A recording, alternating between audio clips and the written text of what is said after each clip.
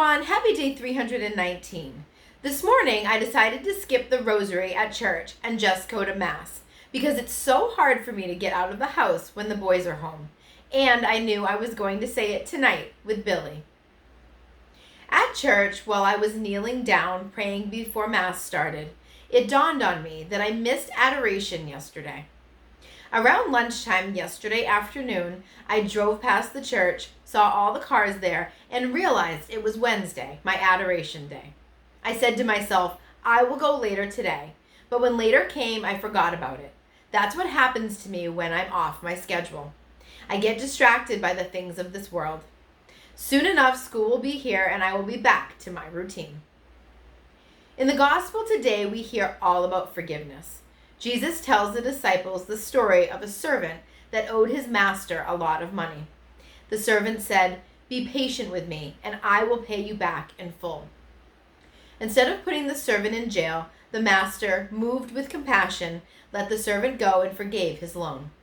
But when that same servant that was just forgiven saw a fellow servant that owed him money, he had no compassion when the man asked him to be patient with him.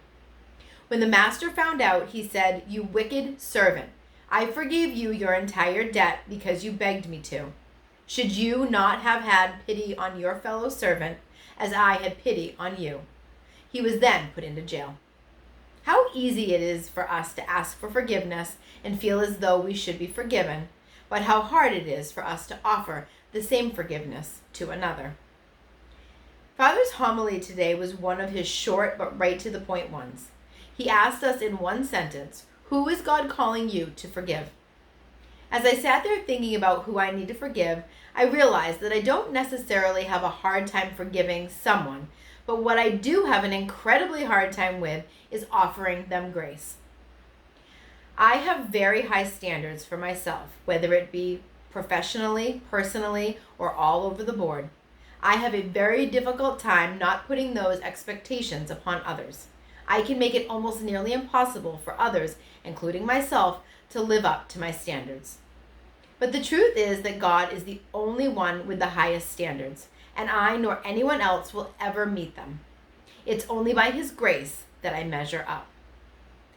Just when I think I'm doing good, God throws me a question to go a little bit deeper.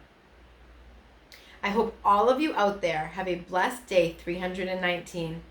Please know that I am praying for you always, and I will see you tomorrow.